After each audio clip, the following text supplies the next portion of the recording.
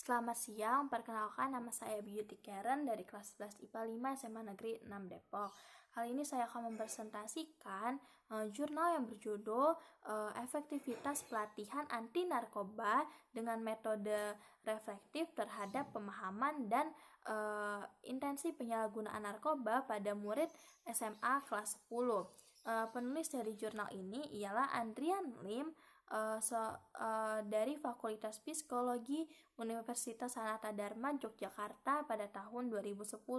Di dalam jurnal ini terdapat beberapa bagian, yaitu bagian pertama pendahuluan. Pendahuluan dari jurnal ini ialah persoalan penyalahgunaan narkoba atau lebih sering disebut dengan Mahdat telah ada di Indonesia sejak lebih dari 700 tahun yang lalu.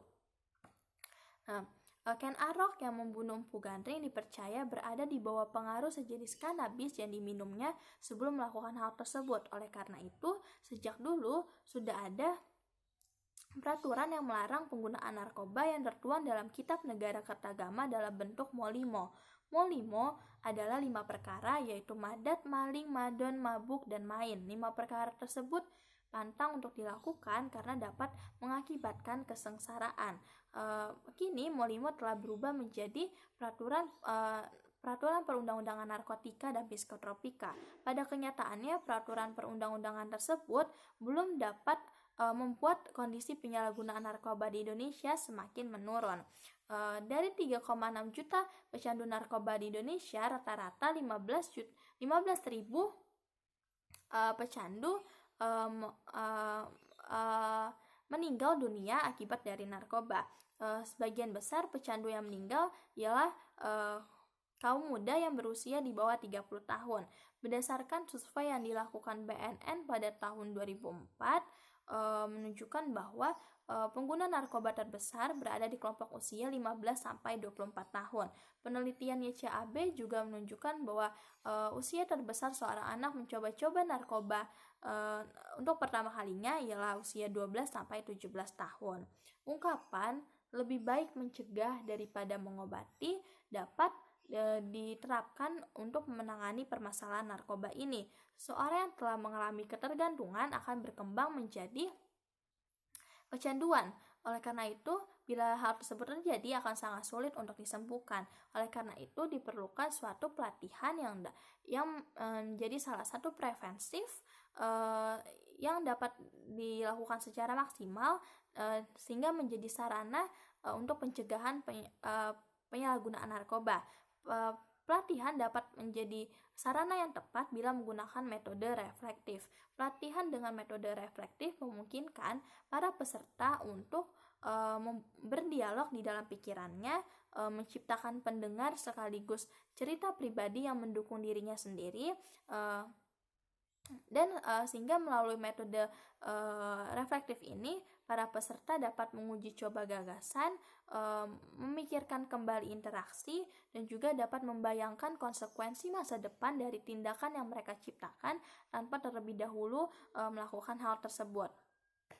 Nah, pelatihan yang baik hendaknya juga diberikan waktu yang memadai dan juga sarana prasarana yang menunjang kelancaran dalam pelatihan ini. Dalam pelatihan menggunakan metode reflektif ini, para peserta akan diberikan modul yang dapat membuat para peserta memiliki pemahaman yang jelas mengenai narkoba. Nah, selain itu, para peserta juga akan melakukan sharing sehingga para peserta dapat menceritakan tentang pengalaman mereka. Rumusan masalah dari penelitian ini, apakah pelatihan anti narkoba dengan menggunakan metode reflektif efektif untuk meningkatkan pemahaman dan menurunkan intensi penyalahgunaan narkoba pada murid SMA kelas 10, dan tujuan dari penelitian ini untuk menguji efektivitas pelatihan anti narkoba dengan menggunakan metode reflektif terhadap pemahaman dan intensi penyalahgunaan narkoba dengan mengontrol nilai prestasi akademis sebagai indikator kecerdasan pada murid kelas 10 SMA Negeri 1 Bambang Lipuro, Bantul, Yogyakarta. Oke. Selanjutnya ada landasan teori dari penelitian ini. Heather dan Robertson menyebutkan bahwa faktor biopsikososial adalah faktor utama dalam keterlibatan narkoba. Faktor biopsikososial ini terdiri dari dua, yaitu faktor eksogenus atau faktor luar diri yang bersifat sosial, dan kedua itu ada faktor endogenus, faktor dalam diri seperti sikap, pemahaman, dan juga persepsi mengenai narkoba. Faktor endogenus, faktor diri sendiri ini juga terkait dengan penanaman norma yang dilakukan oleh para orang tua. Faktor endogenous ini atau diri sendiri ini menjadi fokus utama dalam penelitian ini, karena dalam pelatihan para peserta akan diberikan pengetahuan dan pemahaman mengenai narkoba. Hasil dari pelatihan ini diharapkan para peserta tidak menyalahgunakan narkoba. Tidak menyalahgunakan narkoba adalah hasil dari proses rasional, proses pemahaman yang telah dipertimbangkan dengan memperhatikan konsekuensi masa depan dari menyalahgunakan narkoba.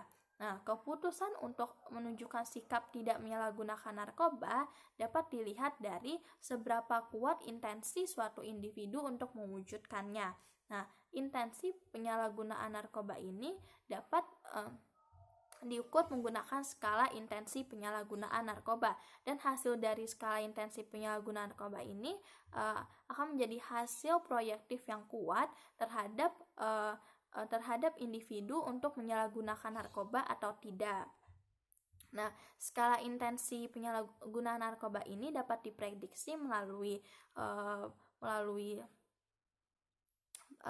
sikap, pemahaman, norma subjektif, dan kontrol perilaku. Alat yang digunakan untuk mengukur skala intensi penyalahgunaan narkoba ini harus mencakup 4 elemen, yaitu perilaku, tujuan, waktu, dan juga situasi.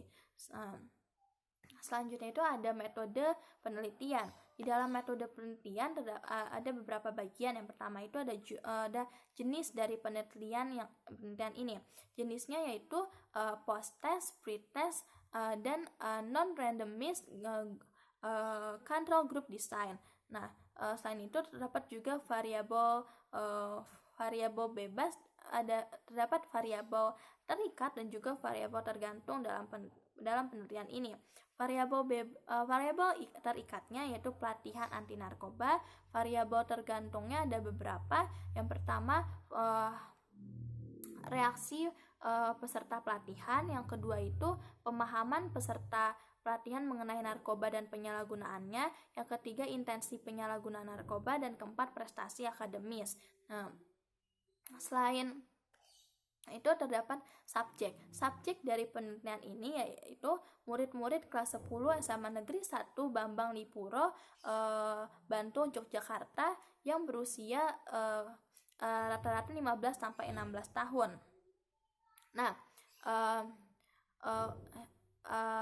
Kelas 10 tersebut terdapat 4 kelas, yaitu kelas 10-1, kelas 10-2, 10-3, dan 10-4.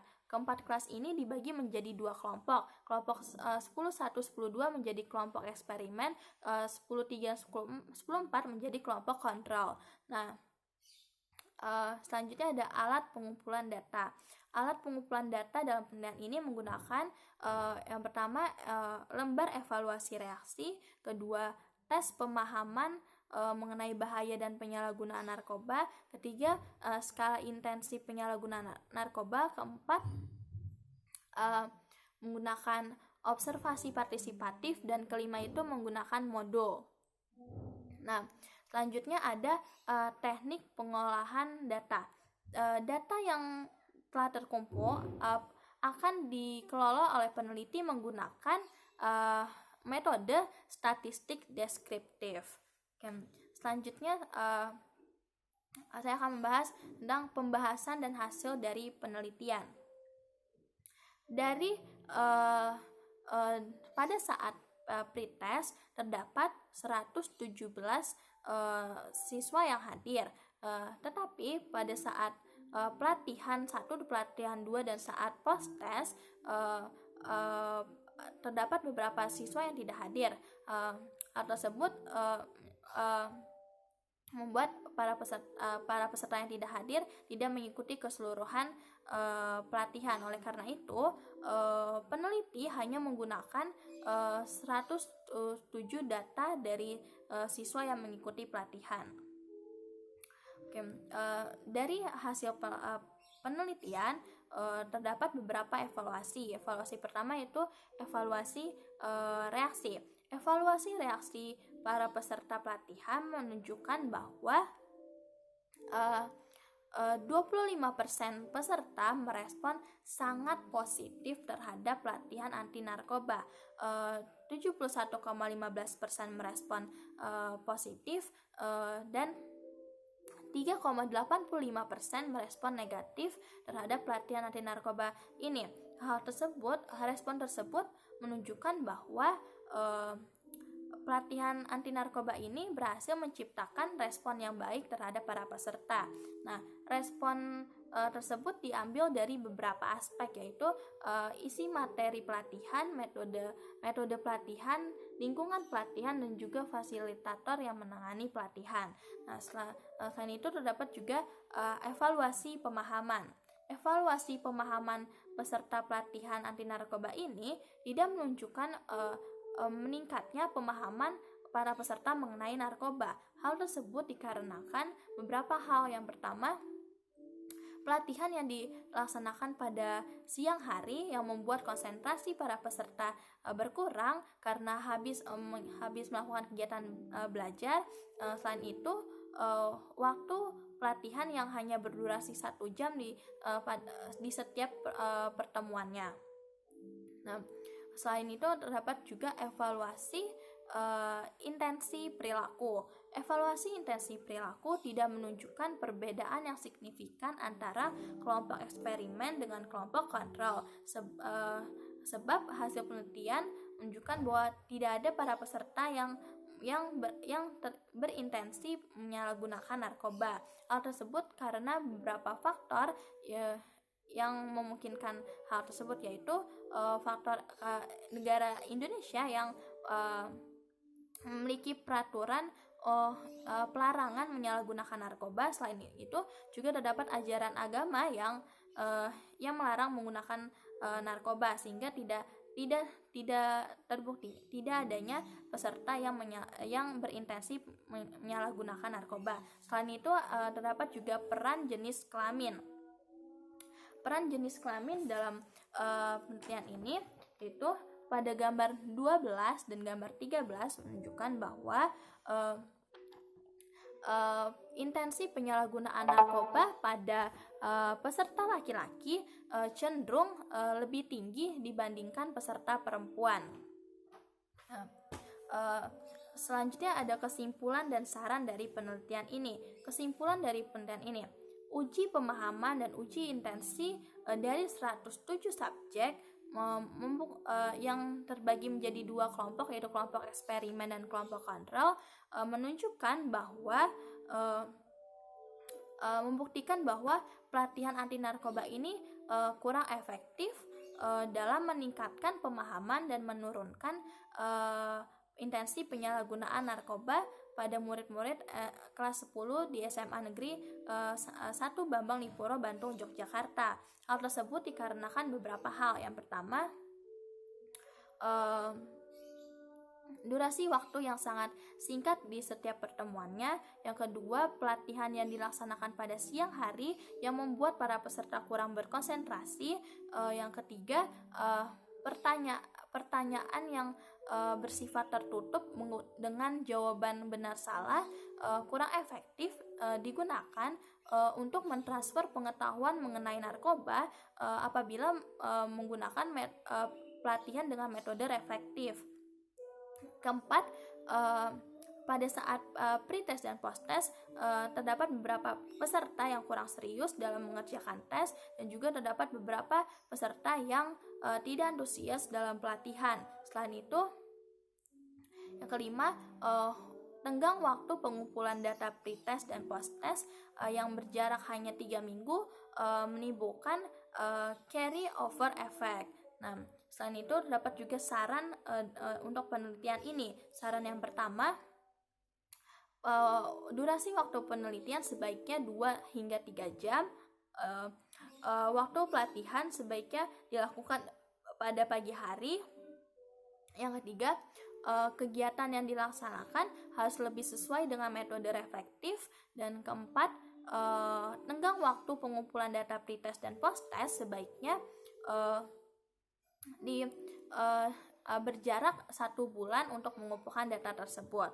Nah, sekian presentasi mengenai jurnal narkoba dari saya. Kurang lebihnya mohon maaf. Terima kasih atas perhatiannya.